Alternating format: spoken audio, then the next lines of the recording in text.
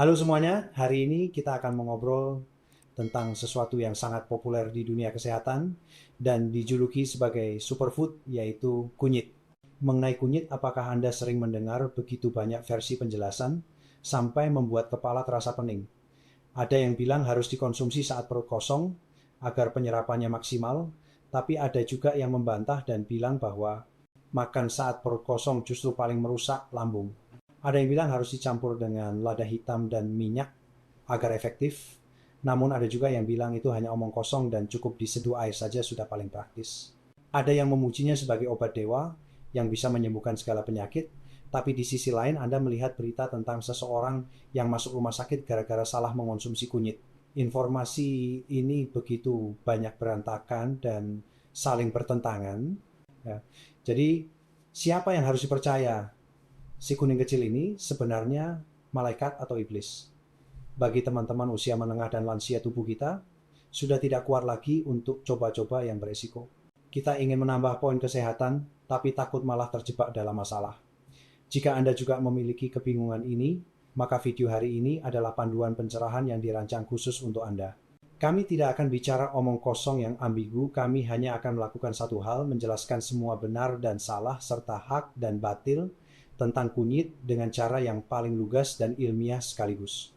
Setelah menonton video ini sampai habis, Anda akan mengetahui secara pasti apa saja 5 manfaat nyata dari kunyit, 3 cara konsumsi salah yang paling sering membuat Anda membuang-buang uang, bahkan membahayakan nyawa, serta 5 kategori orang yang telah berulang kali diperingatkan oleh dokter agar sama sekali tidak boleh menyentuh kunyit.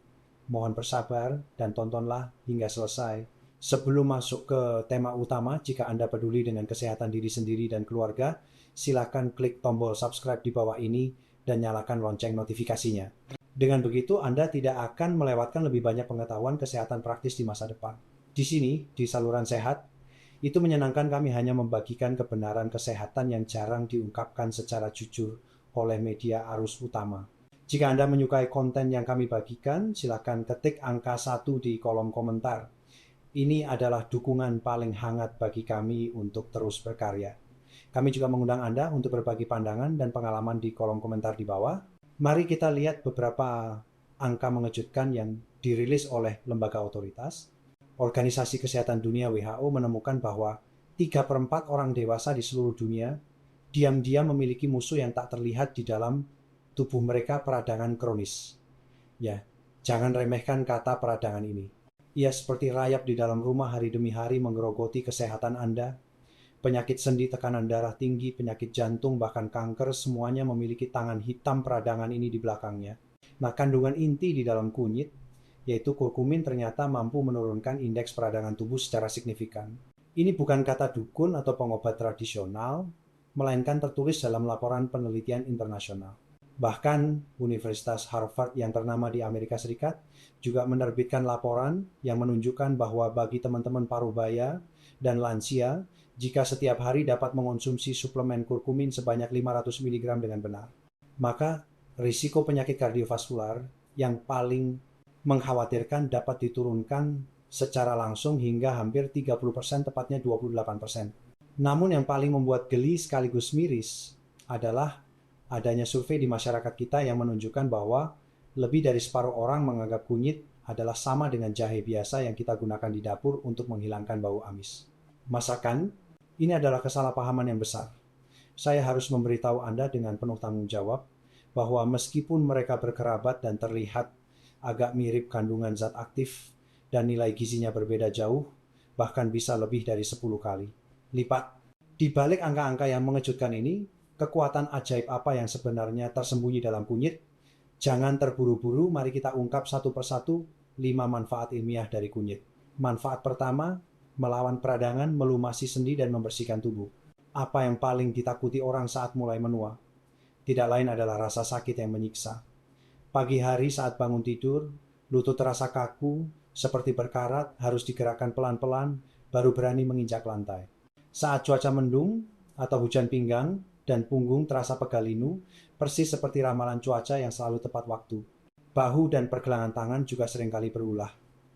Pelaku utama di balik ini semua adalah apa yang kita sebut sebagai peradangan kronis. Anda bisa membayangkan tubuh kita seperti rumah kayu yang presisi dan saklar peradangan itu seperti tangan jahil yang memegang korek api selalu ingin menyalakan api di sana-sini. Begitu saklar ini aktif, rumah tubuh ini mulai berasap dan terbakar di mana-mana. Radang sendi, nyeri otot, masalah kulit, semua penyakit ini pun datang menghampiri. Kurkumin dalam kunyit adalah petugas pemadam kebakaran tingkat atas, bahkan dilengkapi dengan navigasi GPS. Ia dapat menemukan si tangan jahil tadi dengan tepat merebut korek apinya dan membuatnya langsung diam agar tidak lagi membuat kekacauan.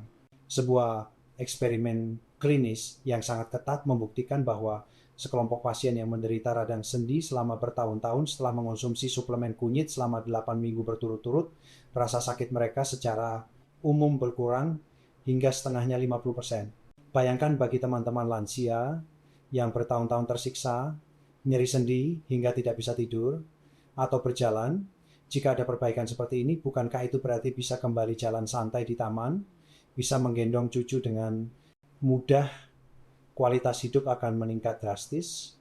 Ini benar-benar penyelamat dan pelumas super bagi persendian. Manfaat kedua, mencegah kanker. Kata kanker adalah kata yang paling berat dan paling tidak ingin didengar oleh siapapun. Sel kanker menjadi begitu menakutkan dan sulit ditangani karena mereka seperti segerombolan perampok yang tidak berakal, yang akan terus membela diri dan berekspansi secara gila-gilaan, merampas wilayah dan nutrisi sel normal. Untuk berekspansi, mereka harus membangun banyak pembuluh darah baru untuk mengangkut logistik dan amunisi bagi diri mereka sendiri. Tanpa pasokan nutrisi, sel kanker hanyalah seonggok pasir yang tidak bisa berbuat banyak. Disinilah kurkumin memainkan peran yang sangat cerdas sebagai ahli sabotase logistik. Ia secara khusus dapat menghambat pertumbuhan pembuluh darah baru yang mencoba mengirimkan makanan ke sel kanker. Ini sama saja dengan memasang penghalang jalan dan meledakkan jembatan di jalur pasokan sel kanker. Apakah tentara yang putus logistiknya masih bisa berperang? Demikian pula sel kanker yang pasokan nutrisinya terputus akan sulit membelah diri secara gila-gilaan dan tidak bisa lagi bertindak semena-mena.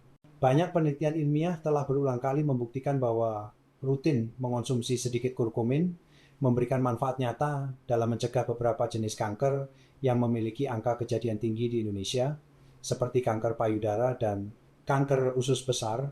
Tentu saja kita harus sadar sepenuhnya bahwa ini terutama digunakan untuk pencegahan, untuk membangun dinding api dan perisai emas bagi sel-sel sehat kita. Ini bukan berarti kunyit dapat menggantikan radioterapi atau kemoterapi resmi untuk mengobati kanker. Poin ini sama sekali tidak boleh dicampur adukan. Manfaat ketiga, melindungi otak dan mempertajam daya ingat. Seiring bertambahnya usia, banyak teman lansia mulai mengalami kekhawatiran seperti ini. Baru saja meletakkan kunci sekejap, kemudian sudah lupa di mana menaruhnya. Kata-kata sudah di ujung lidah, tapi tiba-tiba lupa apa istilahnya. Masuk ke sebuah ruangan tapi lupa mau melakukan apa. Ini sebenarnya adalah sinyal penuaan dari otak kita. Semua orang takut-takut jika suatu hari nanti benar-benar menjadi pikun atau apa yang secara medis disebut sebagai penyakit Alzheimer. Ilmuwan menemukan bahwa jika di dalam otak kita menumpuk terlalu banyak sampah yang disebut protein amiloid beta, maka perlahan akan terbentuk plak lengket yang menyumbat dan melilit sel saraf pengirim informasi kita, sehingga mereka tidak bisa bekerja normal. Ini seperti pipa air di rumah yang sudah dipakai puluhan tahun, dinding dalamnya penuh dengan kerak air yang tebal. Aliran air tentu akan semakin kecil dan akhirnya tersumbat total. Hasil akhirnya adalah penurunan daya ingat yang drastis dan gangguan kemampuan kognitif. Kurkumin saat ini berubah menjadi petugas pembersih otak yang rajin. Ia memiliki kemampuan khusus untuk menembus penghalang perlindungan otak kita, menyelinap ke bagian dalam otak untuk membantu mengidentifikasi dan membersihkan sampah serta plak berbahaya tersebut, sehingga hubungan antar sel saraf menjadi lancar kembali. Dengan demikian, ia menunda atau menghentikan proses kepikunan. Bukankah ini berarti menjaga kesehatan otak kita yang paling berharga, melindungi kenangan indah kita, sehingga kita tetap bisa berpikir jernih dan mengobrol dengan keluarga serta teman-teman hingga usia tua. Manfaat keempat, membantu menurunkan gula darah, menjadi sekutu kuat bagi penderita diabetes. Bagi teman-teman yang memiliki masalah gula darah hidup, setiap hari terasa seperti berjalan di atas tali. Makan sedikit lebih banyak, takut gula darah melonjak makan, terlalu sedikit takut hipoglikemia, gula darah terlalu rendah. Ini benar-benar perjuangan yang melelahkan hati dan tenaga. Kurkumin dapat menjadi sekutu yang kuat bagi Anda dalam perjuangan ini. Ia dapat secara efektif meningkatkan sensitivitas sel tubuh kita terhadap insulin. Saya akan memberi Anda perumpamaan agar mudah dimengerti miliaran sel dalam tubuh kita, seperti kamar kecil yang terkunci. Gula darah adalah paket energi di luar rumah, dan insulin adalah satu-satunya kunci untuk membuka pintu-pintu tersebut. Pada kondisi diabetes, lubang kunci ini seringkali berkarat dan menjadi tidak sensitif. Kunci dimasukkan tapi pintu tidak terbuka, menyebabkan banyak paket energi gula menumpuk di luar pintu dalam pembuluh darah yang menyebabkan gula darah tinggi. Efek kurkumin mirip dengan sebotol cairan pelumas penghilang karat yang efisien. Ia membantu membersihkan dan memperbaiki lubang kunci yang berkarat tersebut, sehingga kunci insulin dapat kembali membuka pintu dengan lancar agar gula darah bisa masuk ke dalam sel dan digunakan oleh tubuh kita. Penelitian secara jelas menemukan bahwa pasien pradiabetes setelah mengonsumsi suplemen kurkumin gula darah puasa, mereka rata-rata turun hingga 20%. Ini tidak diragukan lagi merupakan metode pendamping yang alami, lembut, dan aman. Namun teman-teman, di sini saya harus mengingatkan Anda, kurkumin hanya boleh menjadi sekutu pendamping dan sama sekali tidak boleh menggantikan obat penurun gula darah yang sedang Anda konsumsi. Ia bukan pasukan utama. Jika Anda ingin mencobanya, Anda harus wajib dan pasti berkonsultasi terlebih dahulu dengan Dr. Agus Setiawan atau dokter yang menangani Anda untuk mendapatkan izin, manfaat kelima melawan depresi, dan menemukan kembali suasana hati yang baik. Banyak teman lansia setelah pensiun ritme hidupnya tiba-tiba melambat. Terkadang malah merasa hati kosong, tidak bersemangat melakukan apapun, merasa murung, bahkan ada rasa gelisah dan depresi yang tidak jelas asalnya. Kurkumin juga dapat bersinar di bidang ini, berperan sebagai tukang pijat jiwa. Ia dapat secara signifikan merangsang produksi zat dalam otak yang disebut Brain Derived Neurotrophic Factor BDNFO. Nama ini terdengar sangat profesional, tapi Anda bisa memahaminya sebagai nutrisi otak tingkat tinggi atau pupuk kebahagiaan. Pupuk ini dapat menutrisi sel saraf kita, membuat mereka tumbuh lebih sehat dan kuat, serta mempromosikan hubungan dan perbaikan antar neuron. Penelitian bahkan menemukan hasil yang mengejutkan bahwa efek kurkumin dalam melawan suasana hati depresi tidak kalah dengan beberapa obat antidepresan umum seperti Prozac. Bagi mereka yang tidak ingin bergantung pada obat kimia jangka panjang atau khawatir akan efek samping obat dan ingin mencari cara alami yang lembut untuk membuat suasana hati cerah kembali, ini adalah berita yang sangat menggembirakan. Ya, seperti seberkas sinar matahari hangat yang membantu kita mengusir mendung di dalam hati. Mendengar sampai di sini, apakah Anda merasa bahwa kunyit ini seperti hadiah dari surga pejuang, serba bisa yang mampu melakukan segalanya? Rasanya ingin segera pergi ke apotek atau belanja online untuk membeli 2 botol besar. Teman-teman tolong injak rem dulu sebentar. Meskipun kunyit memiliki banyak manfaat jika dikonsumsi dengan cara yang salah, semua akan sia-sia, bahkan niat baik bisa berakhir buruk dan justru merusak tubuh. 3 zona bahaya yang paling luas penyebarannya dan paling merugikan berikut ini harus Anda ingat baik-baik. 3. Zona bahaya fatal, kunyit. Zona bahaya 1, menyeduh bubuk, kunyit, langsung, dengan air mendidih. Salah. Ini membuang-buang uang. Banyak orang ingin praktis atau mempercayai penjelasan yang tidak profesional. Dengan langsung mengambil sesendok bubuk kunyit, menyeduhnya dengan air panas, lalu meminumnya begitu saja, dengan harapan semua nutrisinya terserap. Hari ini saya harus memberitahu Anda sebuah kenyataan pahit. Dengan cara makan seperti ini, kurkumin yang dapat diserap oleh tubuh bahkan tidak sampai 1%. Apa artinya ini? Ini seperti Anda mengeluarkan uang banyak untuk membeli tumpukan barang yang diklaim sebagai emas murni, tapi setelah diperiksa, ternyata 99% di dalamnya adalah kuningan. Hanya 1% yang benar-benar emas. Bukankah itu rugi besar? Bukankah itu sama saja dengan membuang-buang uang dengan sia-sia? Lalu bagaimana cara yang benar? Rahasianya sebenarnya sangat sederhana, seperti trik sulap. Anda hanya perlu menambahkan 2 hal yang selalu ada di dapur kita, yaitu sejumput lada hitam dan beberapa tetes minyak makan. Di dalam lada hitam ada kandungan ajaib bernama piperine.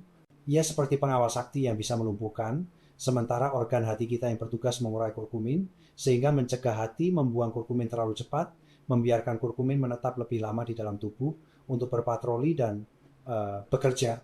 Selain itu, kurkumin sendiri bersifat larut lemak lipofilik, artinya ia tidak larut dalam air tapi sangat suka berteman dengan minyak. Menambahkan sedikit minyak, seperti minyak zaitun, minyak biji rami, atau minyak kelapa, akan membantunya larut dengan lebih baik, seperti menaiki perahu cepat agar bisa diserap dengan lancar oleh vili usus kecil kita. Jadi ingatlah, cara konsumsi yang benar adalah mencampur bubuk kunyit dengan sejumput bubuk lada hitam dan beberapa tetes minyak ke dalam air hangat, susu, atau masakan. Tingkat penyerapannya bisa meningkat beberapa kali lipat, bahkan puluhan kali lipat. Zona bahaya 2, makan saat perut kosong, lebih efektif. Salah besar, ini merusak lambung. Banyak orang memiliki konsep lama yang mendarah daging bahwa jika makan suplemen harus saat perut kosong agar tidak ada makanan lain di dalam perut, sehingga penyerapan lebih langsung dan tuntas. Konsep ini mungkin benar untuk banyak hal, tapi untuk kunyit itu salah besar.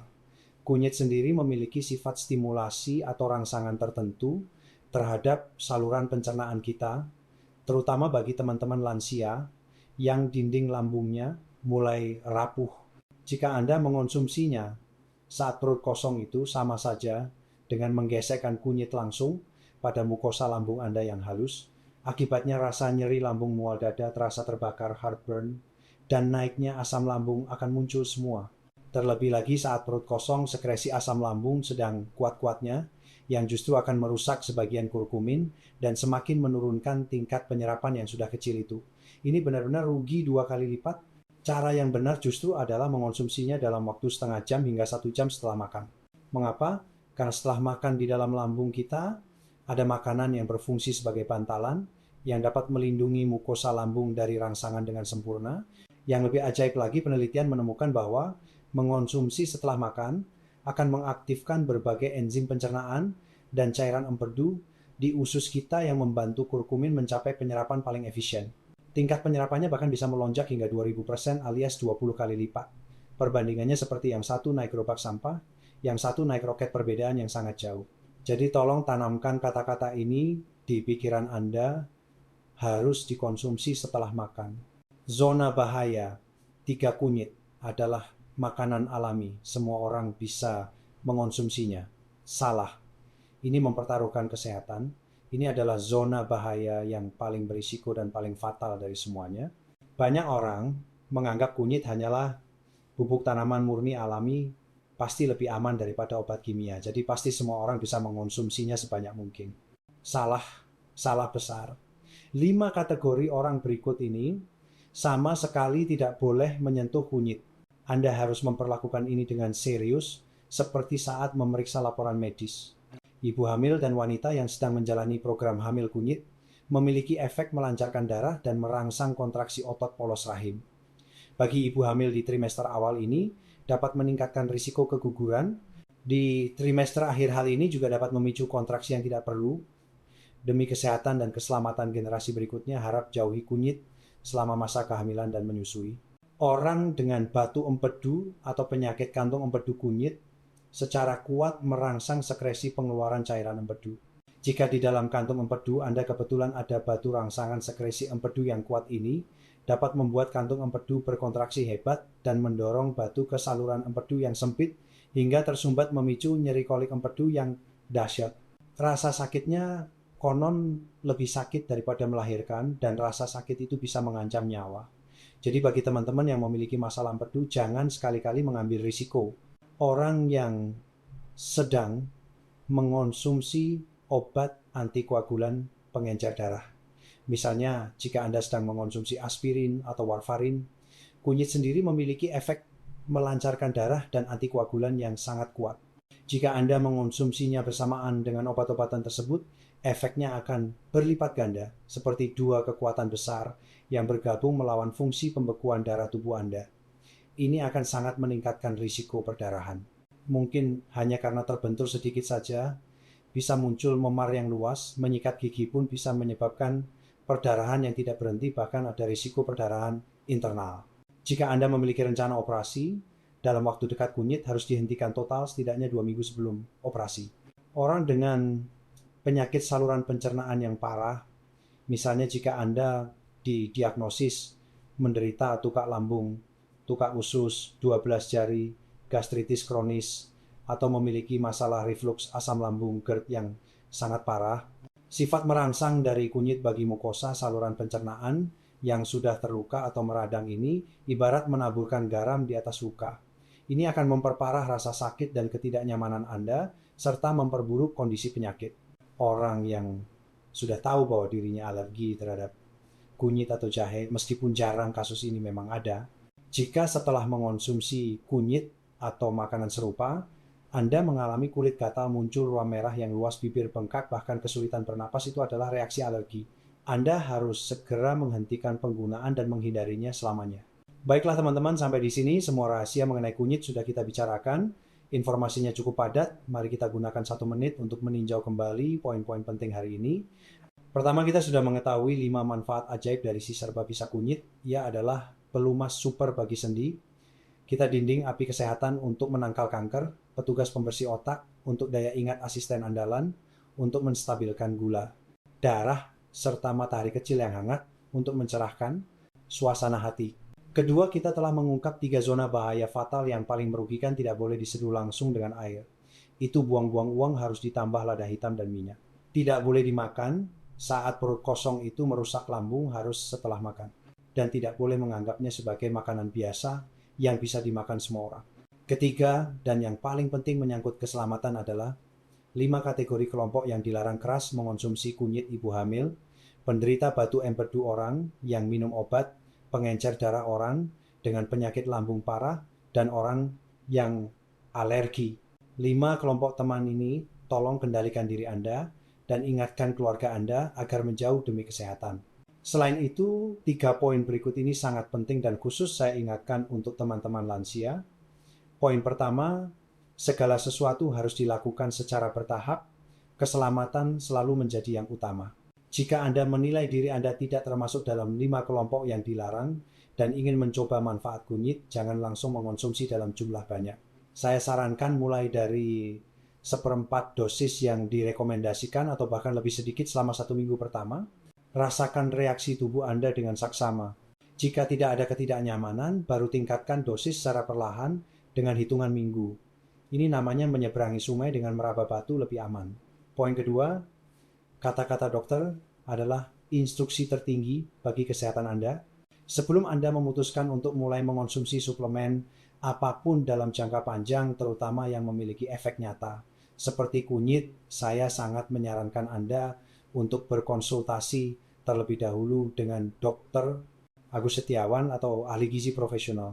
Apalagi jika Anda sudah memiliki penyakit kronis seperti tekanan darah tinggi, diabetes, atau penyakit jantung, atau sedang rutin mengonsumsi beberapa jenis obat resep profesional medis, harus membantu Anda mengevaluasi apakah suplemen tersebut akan berinteraksi atau mengacaukan kerja obat Anda. Saat menemui dokter, sebaiknya bawa juga botol produk kunyit yang ingin Anda beli, agar dokter bisa melihat dengan jelas kandungan dan kadarnya, sehingga beliau bisa memberikan saran yang paling akurat. Poin ketiga, miliki pola pikir yang benar. Suplemen kesehatan selamanya tidak sama dengan obat penyelamat nyawa. Kunyit adalah hal yang baik, tetapi ia hanyalah asisten yang membantu kita menuju kesehatan. Ia sama sekali tidak bisa menggantikan pola makan sehat, olahraga teratur, dan obat resep dari dokter. Jangan pernah berharap hanya dengan menelan beberapa kapsul bisa menyembuhkan semua penyakit dan masalah selesai selamanya. Anggaplah kesehatan kita seperti kursi berkaki 4 kaki-kaki, itu adalah pola makan seimbang, olahraga yang cukup, suasana hati yang baik, dan perawatan medis yang diperlukan. Suplemen kesehatan paling banyak hanya dianggap sebagai bantalan tambahan agar kursi itu terasa lebih nyaman, tapi ia tidak bisa menggantikan satupun kaki kursi tersebut. Kesehatan kita adalah aset paling berharga di masa tua kita. Segala sesuatu yang masuk ke mulut layak, kita perlakukan dengan sikap yang paling hati-hati. Semoga apa yang dibagikan hari ini benar-benar bermanfaat bagi Anda semua. Jika Anda merasa video hari ini membantu, jangan lupa berikan like dan bagikan juga kepada teman-teman di sekitar Anda yang mungkin sedang ikut-ikutan tren secara buta. Mari kita semua menjadi sehat, mengurangi jalan yang salah, dan menikmati kehidupan masa tua yang berkualitas tinggi. Sampai jumpa di video berikutnya dari Saluran Sehat Itu Menyenangkan.